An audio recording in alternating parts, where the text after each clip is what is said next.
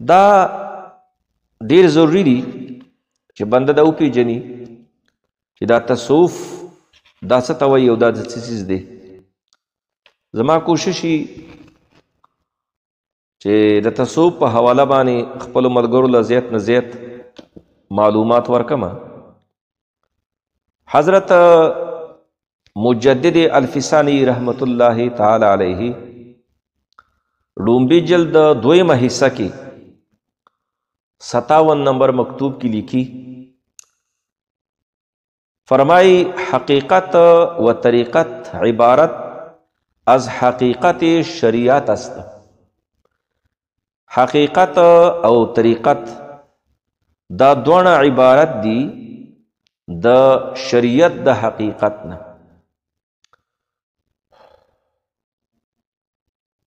و طریقت آن حقیقت او طریقت ماغه حقیقت ته دا نه ګنې چې طریقت دا د شریعت نه علاوه یو چیز دی او بیا د دې وضاحت کوي نه آن کې شریعت امری دیگر است و طریقت و حقیقت دیگر.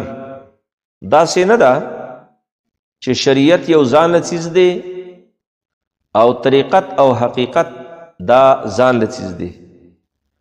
او بیا فرمائی کہ آن الحاد و زندیقہ است کم چیز چې هغه د شریعت نه بهر دی او خلق هغې ته طریقت وایي نو هغه طریقت نه دی، هغه زندیقت دی. حضرت بایزید بستامی رحمت اللہ تعالی علیہ انشاءاللہ سے آئندہ درس کے بعد د حضرت بایزید بستامی رحمت اللہ تعالی علیہ واقعات بیانو. هغه فرمائی لو نظرتم الى رجل اعطی من الکرامات حتی یتربع فی الهوا. کتاس یو کس وګورئ چې هغې له کرامات ورکړی شوي او دغه کراماتو سره هغه په هوا کې پلتۍ والي او ناست دي. حتی یتربع فی الهوا، فضا کې هغه پلتۍ والې ده او ناست دی. نو فلا تغتروا به، تاسو په مه دوکه کېږئ دا د الله ولی دی. حتی تنظروا کیف تجدونه عند الامر والنهی، تر دې چې تاسو وګورئ چې دا الله چې کوم کارونو باندې امر کړی دی د کومو نه منې کړی دی په دې معاملاتو کې څنګه دی، او تاسو عمومي په حفاظت د حدودو کې او په آدابو د شریعت کې. د رساله قشیریه 15 نمبر چې کوم عربي نسخه د هغې کې دي دغه شانته حضرت پیرانو پیر شیخ عبدالقادر جیلانی رحمت اللہ تعالی علیہ فرمائی چې کرامت دی کې نه دي صحیح کول پکار. دا دی وخت هم د ډېرو خلکو ذهن کې دای چې را زلار شمه پلانی دربار کې نو کو دا شی راته میلاو شو خوراک کې نو دا به رسېدلی ودي او کو دا راته میلاو نه شو نو دا به بیا رسېدلی ولي به نه.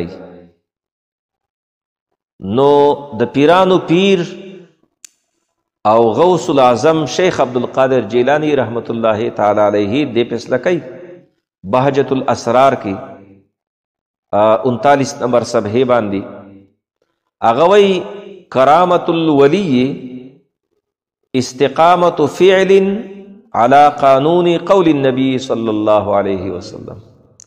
د ولی کرامت اغا د اللہ د نبی قانون په فعل باندې استقامت ته دا بر حالت کې د اون خوېږي د شریعت نه اون خوېږي. دغه شانتا د غوث پاک رحمت الله تعالی علیه یو بل قول دی فتح الباری کې وی هذا العلم الظاهر ضیاء الظاهر، دا علم ظاهر دا د ظاهر رڼا ده، والباطن ضیاء الباطن، او باطن دا د باطن رڼا ده. او چې څو پورې ظاهر روښانه نه وي، ظاهر روښانه نه مطلب دا دی چې د شریعت باندې برابر نه وي، شریعت باندې مستوار نه وي، د شریعت خیل نه ساتي نو ظاهر په لباس باندې نه رڼا کیږي، په لباس باندې نه رڼا کیږي، بلفونو باندې نه رڼا کیږي. ظاهری حسن و جمال دا جمال نه دی، اصل حسن د ظاهر هغه شریعت باندې استقامت دی. فتوحات مکیہ دا د شیخ اکبر محی الدین ابن عربی رحمت اللہ تعالی علیہ طریقت په حوالہ باندې یو مشهور کتاب دی، او دا خود طریقت ماهر عالم دی. هغه فرمائی فَإِنْ خَرَجَ أَحَدٌ عَنْ ذَلِكَ فَلَيْسَ بِعِلْمٍ زَابٍ وَلَا عِلْمِ وِلَایَةٍ مَعًا. یو سړی چې کله د شریعت نه بهر اوزي، د شریعت د احکامو نه بهر لاړ، هغه د شریعت پرواګیر نه دی، د هغې قول و فعل د شریعت باندې برابر نه دی، نو دا چې کوم د مدعی د طریقت دی، دا که مدعی د تصوف دی، که دا مدعی د تصوف طریقت او د روحانیت دی، نو دا چیز نه دی. فلیس بعلم ظاهر ولا علم ولایت، نه د سره علم ظاهر شته، نو سره علم ولایت شته، هیڅ مو څه نشته. بل اذا حققته وجدته جهلا، کله چې ته د دې تحقیق وکې او د دې تلاش وکې، ډون دې ولګې، نو ته به د دې رسېږې، دا به خالص جهلي. لرې نه ډېر څیزونه ښه ښکاري، ډېر زبردست ښکاري، خو چې کله نږدې له ورشي نو بیا پته لګي.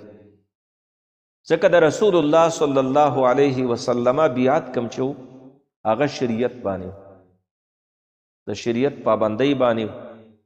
حضرت عبادہ بن ثابت رضی اللہ تعالیٰ عنہ فرمائی بایعنا رسول اللہ صلی اللہ علیہ وسلم، منگ دا اللہ دا رسول سر بیعتو کو علی السمع والطاعت، علی السمع والطاعت، یا رسول اللہ منگ بستا اطاعت کو او روبا او عمل بکو فی العسر والیسر، فی العسر والیسر، پا سختیا کی ہم او په آسانتیا کې هم.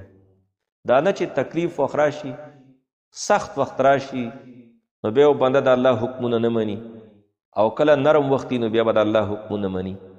داسې نه دي. د بیعت او د طریقت او د تصوف او د روحانیت غرض و غایت شروع نه ابتدا نه هغه شریعت باندې کلک عامل کېدل دي، او کله چې دا په دې باندې کلک عامل شي، د هغې نه بعد به بیا دا ترقی کوي. احیاء العلوم کې حضرت امام غزالی رحمت اللہ تعالی علیہ وقت لکی دا 2 نمبر خلق دا په هر دور کې موجود دي. دا حضرت امام غزالی رحمت اللہ تعالی علیہ په وقت کې دي. حضرت امام غزالی فرمائی فرقۃ ادعت المعرفۃ، یو فرقه ده هغه د معرفت دعوه کوي، زمونږ سره روحانیت دی، زمونږ سره طریقت دی، زمونږ سره تصوف دی، د معرفت دعوه کوي. والاصول او د اصول الی الله دعوه کوي چې موږ الله ته رسېدلي یو. ولا يعرف احدهم هذه الامور الا بالاسامي، بس نمونه هدا پورې پیژني، نور هغه حقیقت رسائی هغه سره شته دی نه. خو بل نقصان پکې دا دی ويظن ان ذلك اعلى من علم الاولین والآخرین، دې چې کوم علم ورسره دی دا مخکانو علمونو رستنو علمونو چې څومره عالمان دي نو ځان ورته اوچت ښکاري.